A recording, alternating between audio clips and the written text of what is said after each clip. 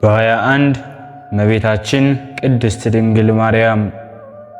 በስመ አብ ወወልድ ወመንፈስ ቅዱስ አሐዱ አምላክ ብለን የእመቤታችን የቅድስት ድንግል ማርያምን ታሪክ እንጀምራለን።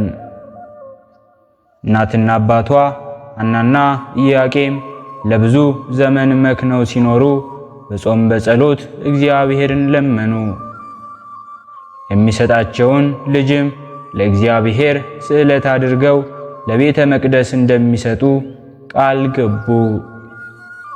እግዚአብሔርም ልመናቸውን ሰምቶ ይችን ቅድስት የተመረጠች ንጽሕት የሆነች ድንግል ማርያምን እርሷን ልጅ በፈቃድ እግዚአብሔር በብስራተ ገብርኤል ቅድስት ሐና ጸነሰች።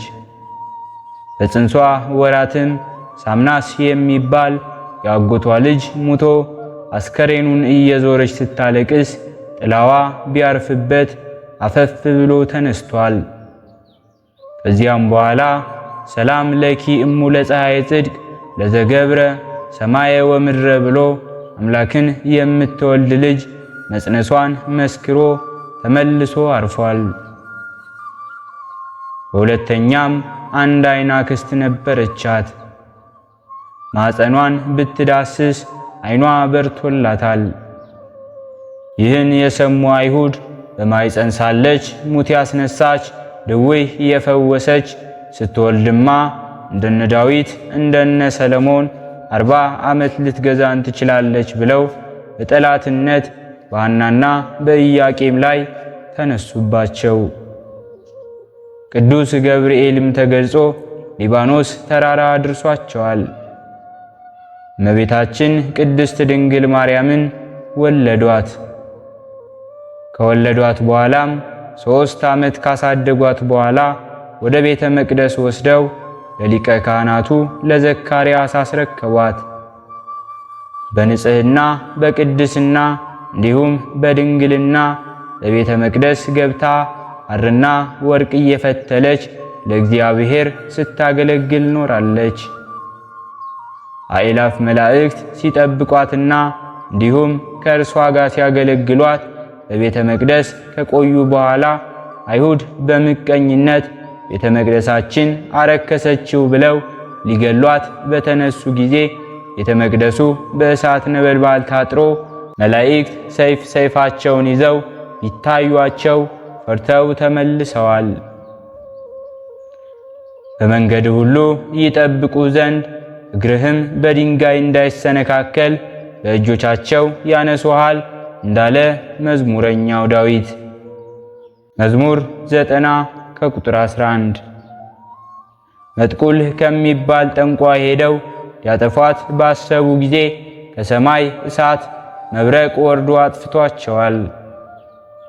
በዮሴፍ ቤት ሳለች ከዕለታት አንድ ቀን በአጭር ታጥቃ ውሃ ልትቀዳ ወረደች። የውሃ መገኛው ጉድጓድ ነበርና ውሃውን ከቀዱ በኋላ አንድ የተጠማ ውሻ እየተቅበዘበዘ መጣ።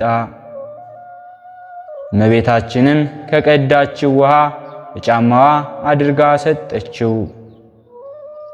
የምትቀዳበት አታገኝ፣ ጉድጓዱ ጥልቅ ነው አሉ። እመቤታችንም ውሃ ከሰማይ እንጂ ከመሬት አይደለም አለቻቸው። አምላክ ከሴት ይወለዳል የሚሉት ከዚች ይሆን ተባባሉ። ያጎደለችውንም ውሃ ሞልቶ አገኘችውና ተሸክማ ወደ ቤቷ ስትመለስ መጋቢት 29 ቀን ከመንገድ ቆይቶ ሊቀ መላእክት ቅዱስ ገብርኤል አበሰራት። ትጸንሻለሽም አላት። እርሷም ዘወር ብላ አየች። ዘወር ካለች በኋላም ተሰወራት፣ አልታያትም ነበር። መንገዷንም ቀጠለች። ደግሞም ትጸንሻለሽ አላት። እርሷም እናታችን ሔዋንን ያሳተ ሰይጣን ይሆናለችና ውሃዋን አኑራ ወደ ቤተ እግዚአብሔር እጄ ድረዳው ብላ ወደ ቤተ እግዚአብሔር ሂዳ ስትጸልይ ደግሞ ትጸንሻለሽ አላት። እርሷም መልአኩ እንደሆነ አወቀችና ወንድ አላውቅ እንዴት እጸንሳለሁ አለችው። እርሱም ልዑል እግዚአብሔር በማይመረመር ባህሪው ከሦስት አካል አንዱ አካል በማኅፀንሽ አድሮ ከአንቺ ይወለዳል አላትና እርሱም የተቀመጠችበትን ወንበር አለምልሞ አሳያት። እንዳልከው ይሁን ለእግዚአብሔር የሚሳነው ነገር የለምና አለችው። በስድስተኛው ወር መልአኩ ገብርኤል ከእግዚአብሔር ዘንድ ስሟ ናዝሬት ወደምትባለው ወደ አንዲት ሀገር የገሊላ ከተማ ከዳዊት ወገን የሚሆን ዮሴፍ ለሚባል ሰው ወደ ታጨችው ወደ አንዲት ድንግል ተላከ። የዚያችም የድንግል ስሟ ማርያም ይባል ነበረ። መልአኩም ወደ እርሷ ገብቶ ደስታ ይገባሻል፣ ጸጋን የተመላሽ ሆይ ደስ ይበልሽ፣ እግዚአብሔር ካንቺ ጋር ነው፣ ከሴቶች ተለይተሽ አንቺ የተባረክሽ ነሽ አላት። እርሷም ባየችው ጊዜ ከአነጋገሩ የተነሳ ደነገጠችና ይህ እንዴት ያለ ሰላምታ ነው ብላ አሰበች። ማርያም ሆይ አትፍሪ፣ በእግዚአብሔር ዘንድ ባለሟልነትን አግኝተሻልና አላት። እነሆ ትጸንሻለሽ፣ ወንድ ልጅም ትወልጃለሽ፣ ስሙንም ኢየሱስ ትዪዋለሽ ብሎ ነገራት። እርሱም ታላቅ የእግዚአብሔር ልጅ ይባላል። እግዚአብሔር አምላክም የአባቱን የዳዊትን ዙፋን ይሰጠዋል፣ በያዕቆብ ወገንም ለዘላለሙ ይነግሣል፣ ለመንግሥቱም ፍጻሜ የለውም። ማርያምም መልአኩን ወንድ ስለማላውቅ ይህ እንዴት ይሆንልኛል አለችው። መልአኩም መልሶ እንዲህ አላት፣ መንፈስ ቅዱስ ያድርብሻል፣ የልዑል ኃይልም ይጋርድሻል፣ ከአንቺ የሚወለደውም ቅዱስ ነው፣ የልዑል እግዚአብሔር ልጅም ይባላል አላት። ሉቃስ ወንጌል ምዕራፍ 1 ከቁጥር 26። መልአኩ ቅዱስ ገብርኤል ከነገራት በኋላ በነጭ ርግብ አምሳል ወርዶ በማኅፀኗ አድሮ ተጸንሶ በ9 ወር ከ5 ቀን ሲሆነው በታላቅ ክብርና ተአምር በቤተልሔም ተወለደ። ከወለደችው በኋላም በብዙ ስደትና እንግልት ታሳደገችው። እርሱንም ካሳደገችው በኋላ መላእክት በቀኝና በግራ ሳይለዩ ሲያገለግሉትና ሲጠብቁት ኖረዋል። ጌታችንን ከመውለዷ በፊት ነቢያት ትንቢት ተናግረው ቃለ ዳዊት አባቷ አወልደ ንግሥት ለክብርከ ወትቀውም ንግሥት በየማንከ አማኑኤል ትለዋለች ብሎ ነግሯታል። ትንቢተ ኢሳይያስ ምዕራፍ 7 ከቁጥር 14። ነቢያት ትንቢት ተናገሩላት፣ ሐዋርያትም ሰበኩላት፣ ሰማዕታት መሰከሩላት፣ ጻድቃንም በጸሎታቸው ተማጸኑባት፣ መላእክትም በሰማያት ሲያመሰግኗት ይኖራሉ። እመቤታችን ቅድስት ድንግል ማርያም በልጇ በጌታችን ኢየሱስ ክርስቶስ መቃብር በጎልጎታ ትጸልይ ነበር። ከዚህ ዓለም እንደምትለይ መንፈስ ቅዱስ ነገራት። በዚያን ጊዜ እመቤታችን ቅድስት ድንግል ማርያምም ወደ ፈጣሪዋ ጸለየች። ልጄ ፈጣሪ ሆይ ልመናዬን ተቀበል፣ ደቀ መዝሙርህን ዮሐንስን በዚህች ሰዓት አምጣው አለች። በዚያን ጊዜ በመንፈስ ቅዱስ ትእዛዝ ከኤፌሶን ሀገር ዮሐንስን ደመና ተሸክማ ወደ እመቤታችን ቅድስት ድንግል ማርያም አደረሰችው። እርሱም ሰገደላትና በፊቷ ቆሞ እንዲህ አላት፣ ሰላምታ ይገባሻል፣ ጌታችን ኢየሱስ ክርስቶስን የወለድሽ አንቺ ነሽ። ጸጋን የተመላሽ ሆይ በክብር በምስጋና ወደ ዘላለም ሕይወት ትሄጃለሽና የተመሰገነ ጌታችንና ፈጣሪያችን ድንቆች ተአምራትን በአንቺ ላይ ከገለጠ በኋላ ነው። ማርያምም ይህን በሰማች ጊዜ ደስ አላት፣ እግዚአብሔርንም አመሰገነችው። በዚያን ጊዜ ከሰማይ እንዲህ የሚል ቃል መጣ፣ እነሆ አሁን መላእክት ይደርሳሉ፣ ሐዋርያትም ሁሉ ከምድር ዳርቻ በደመና ተጭነው ለሰማይና ለምድር ጌታ ክርስቶስ እናቱ ወደ ሆነች ወደ ቅድስት ድንግል ማርያም እነርሱ ይደርሳሉ። ወዲያውኑ ሁሉም ሐዋርያት የሞቱትም ከመቃብራቸው ተነስተው ወደ እመቤታችን ይደርሳሉ ተባለ። እነርሱም ደርሰው ሰገዱለት። አምላካችን ከአንቺ የተወለደ ጸጋን የተመላሽ ሆይ ደስ ይበልሽ፣ እርሱ ከዚህ ዓለም ለይቶ ቃል ኪዳን እንዲሰጣቸው በክብር በምስጋና ከእርሱ ጋር ያሳርጉሻልና እያሏት ዘመሩ። በዚያን ጊዜ እመቤታችን በአልጋዋ ላይ ተቀመጠች። ሐዋርያትንም እንዲህ አለቻቸው፣ ፈጣሪዬ ፈጣሪያችሁ ኢየሱስ ክርስቶስ እንደሚመጣ እናንተም እንዳየኋችሁ እንደማየው አሁን አወቅሁ። ከዚህ ከሥጋዬ ሞጥቼ ወደ ዘላለም ሕይወት እሄዳለሁ። ነገር ግን ትነግሩኝ ዘንድ ለእናንተ እሻለሁ። ከዚህም ዓለም እንደምለይ ከወዴት አውቃችሁ? ጴጥሮስንና ሐዋርያት ሁሉም ወደ አንቺ እንመጣ ዘንድ መንፈስ ቅዱስ አዘዘን። በደመና ላይም በተጫነ ጊዜ ወደ አንቺ እንደ ዓይን ጥቅሻ ፈጥነን ደረስን አሏት።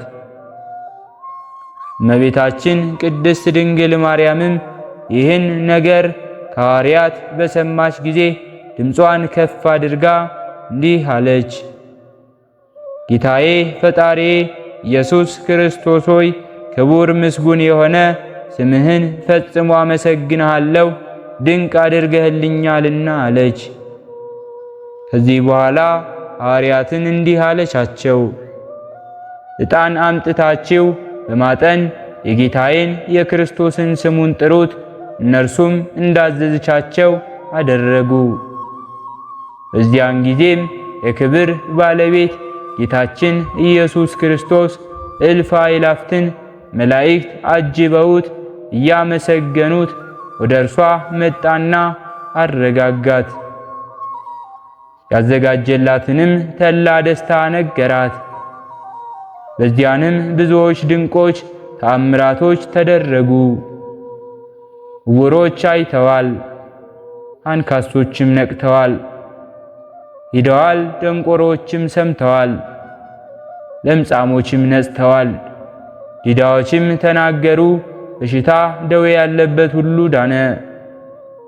እመቤታችን ቅድስት ድንግል ማርያም ወዳለችበት በቀረቡ ጊዜ ከደዌያቸው ይፈወሱ ነበር። ከዚህ በኋላ እመቤታችን ተወዳጅ ልጇን እንዲህ አለችው፣ በአየር ውስጥ ከሚያስደነግጡ ግሩማን መላእክት የተነሳ ከእሳት ባህርም እፈራለሁ እርሱን አለችው። ጌታችንም ከእርሳቸው ለማንም በአንቺ ላይ ስልጣን ያለው የለም አላት። ከሥጋዋም የምትለይበት ጊዜ ሲደርስ ሐዋርያትና ደናግል ትባርካቸው ዘንድ እያለቀሱ ለመኗት። እርሷም እጇን በላያቸው ዘርግታ ባረከቻቸው። በዚያን ጊዜ ጌታችን ነፍሷን ከሥጋዋ የሚለይበት ሰዓት ደርሶ ዳዊት መሰንቆውን፣ ዕዝራ በገናውን ደርድረው አመሰገኗት። ቀደሰ ማኅደሮ ለልዑል፣ ልዑል ማደሪያውን ቀደሰ። እግዚአብሔር በመካከሏ ነው፣ አትናወጥም፣ እግዚአብሔርም ፈጥኖ ይረዳታል እንዳለ መዝሙረኛው ዳዊት። መዝሙር 45 ከቁጥር 6። ጌታችንም ንጽሕት ነፍሷን ከሥጋዋ ለይቶ በመለኮታዊ እጆቹ ይዞ በብርሃን ልብስ አጎናጽፎ ወደ ከፍተኛ መኖሪያ ከእርሱ ጋር አሳረጋት። ሥጋዋን ግን እንደሚገባ ገንዘው ወደ ጌቴሴማኒ ተሸክመው እንዲወስዷት ሐዋርያትን አዘዛቸው። እመቤታችንም ካረፈች በኋላ ጌታችን እንዳዘዘ ወደ ጌቴሴማኒ ሊወስዷት ሐዋርያት ገንዘው ተሸከሟት። አይሁድም በሰሙ ጊዜ ልጇን አረገ ይሉናል፣ ደግሞ እርሷን አረገች ሊሉን ነውን? እያሉ ተከተሉ። ከዚያም በኋላ ሥጋዋን እናቃጥለው ብለው ወደ እርሷ መጡ። ከእርሳቸውም አንዱ ታውፋንያስ የእመቤታችን ሥጋዋ ያለበትን አልጋ ያዘው። ያን ጊዜም የእግዚአብሔር መልአክ መጥቶ እጁን በእሳት ሰይፍ ቀጣውና እጆቹ በአልጋው ላይ ተንጠልጥለው ቀሩ። ያን ጊዜ በጌታችን አምኖ ወደ እመቤታችን አለቀሰ። እመቤቴ ቅድስት ድንግል ማርያም ሆይ ይቅር በይኝ አለ። ልቡም ተጸጸተ። እጆቹም ተመልሰው እንደ ቀድሞው ደህናዎች ሆኑ። በቀበሯትም ሕዝቡም በዚያ 3 ቀን ኖሩ። ረፍቷም የሆነው እሁድ ቀን ነው። በጥር ወር በ21 ቀን ነበር። ጌታችንም ብርሃናውያን መላእክትን ላከ። እነርሱም ሥጋዋን ከመቃብር ወስደው በገነት ውስጥ በዕፀ ሕይወት ስር አኖሯት። ዮሐንስ ወልደ ነጎድጓድን ከኤፌሶን የታዘዘች ብርይት ደመና ተሸክማ ከእመቤታችን ሥጋ ደረሰችውና በማዕጠንተ ወርቅ እያጠነ እንዲያገለግላት ተደረገ። ሐዋርያው ቶማስ ግን ያን ጊዜ አልነበረምና በደመና ላይ ተጭኖ እርሱ ሲመጣ መላእክት ሲያሳርጓት እመቤታችንን አገኛት። መላእክትም ለአምላክ እናት ለማርያም ና እጅ ንሳ አሉት። ቶማስም የልጇን የጌታዬን ስቅለትና ዕርገቱን ሳላይ ቀረው ደግሞ ዛሬ እመቤቴ ልታመልጠኝ ነበር ብሎ ተበሳጨና ከደመናው ለመውደቅ ወደደ። መላእክትም አረጋጉትና አጽናኑት። ቶማስም ለእመቤታችን ለቅድስት ድንግል ማርያም ሰገደላትና ተሳለማት። ከእርሷም ተባረከ። የተገነዘችበትን ሰበን ሰጠችው። ይዞም ከሐዋርያት እንደደረሰ እነርሱም እመቤታችን ቅድስት ድንግል ማርያምን እንዳረፈችና እንደተቀበረች ነገሩት። ቶማስም ሥጋዋን ካላየሁ አላምንም አላቸው። የዮሐንስ ወንጌል ምዕራፍ 20 ከቁጥር 24። ሐዋርያትም የጌታችንን ስቅለት ካላየሁ አላምንም አልክ፣ ደግሞ ዛሬ እንዲህ ትላለህ ብለው ሥጋዋን ያሳዩት ዘንድ ወደ መቃብሯ ባደረሱት ጊዜ መቃብር ውስጥ ሥጋዋን አላገኙትም ነበር። ደንግጠውም አደነቁ። ያን ጊዜ ከመላእክት ጋር ወደ ሰማይ ስታርግ እመቤታችንን እንዳገኛት ሰበኗንም እንደሰጠችው ነገራቸው። ሰበኑንም አከፋፈላቸው። ዕርገቷን ስላላዩ እጅግ አዘኑ። ሥጋዋን በምድር ውስጥ ይተው ዘንድ እንዳልወደደ መንፈስ ቅዱስ አስገነዘባቸው። ከዚህ በኋላ አንድ ጊዜ ደግሞ እርሷን ያሳያቸው ዘንድ እንዳለው ጌታችን ቃል ኪዳን በማድረግ ተስፋ ሰጣቸው። እነርሱም እስከ ነሐሴ 16 ቀን በተስፋ ኖሩ። የእመቤታችንም የዕድሜዋ ዘመን 64 ዓመት ነው። በአባትና እናቷ ቤት 3 ዓመት ከ7 ወር፣ በቤተ መቅደስም 12 ዓመት፣ በዮሴፍ ቤት 34 ዓመት ከ3 ወር ከጌታ ዕርገት በኋላ በወንጌላዊ ዮሐንስ ቤት 14 ዓመት ሆኖ 64 ዓመት ኑራ ለእግዚአብሔር ምስጋና አድርጋ ከዚህ ዓለም አርፋለች። የእመቤታችን የቅድስት ድንግል ማርያም ረድኤቷ፣ በረከቷ፣ አማላጅነቷ ከሁላችን ጋር ይሁን።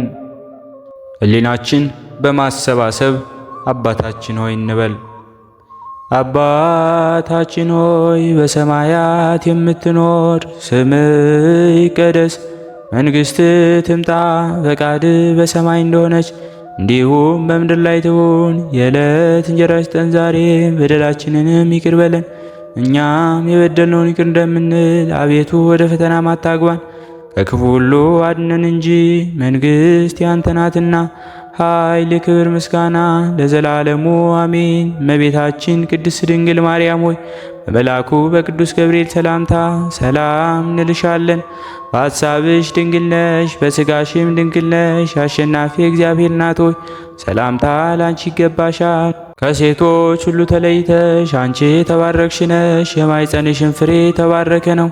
ጸጋን የተመላሽ ቅድስት ሆይ ደስ ይበልሽ፣ ልዑል እግዚአብሔር ካንቺ ጋር ነውና ከተወደደው ልጅሽ ከጌታችን ከመድኃኒታችን ከኢየሱስ ክርስቶስ ዘንድ ይቅርታውንና ምሕረቱን ለምኝልን ኃጢአታችንንም ያሰርይልን ዘንድ ለዘላለሙ አሜን። ስለነበረን ጊዜ ሁሉ የአምላካችን የልዑል እግዚአብሔር ስሙ ዛሬም ዘወትርም የተመሰገነ ይሁን። አነሳስቶ ላስጀመረን አስጀምሮ ላስፈጸመን ለልዑል እግዚአብሔር ምስጋና ይሁን። ከዚህ በላይ እንድንሰራ አገልግሎቱ በሰፊው ይሰጥ ዘንድ በሀገር ውስጥም በሀገር ውጭም ያላችሁ ይህንን መንፈሳዊ ቻናል ላይክ፣ ሰብስክራይብ፣ ሼር በማድረግ ድጋፋችሁን ታሳዩን ዘንድ በትህትና እንጠይቃለን። ያላችሁን ሐሳብ አስተያየት በኮሜንታችን ስር ላይ አስቀምጡልን። ወስብሐት ለእግዚአብሔር ወለወላዲቱ ድንግል ወለመስቀሉ ክቡር። ይቆየን።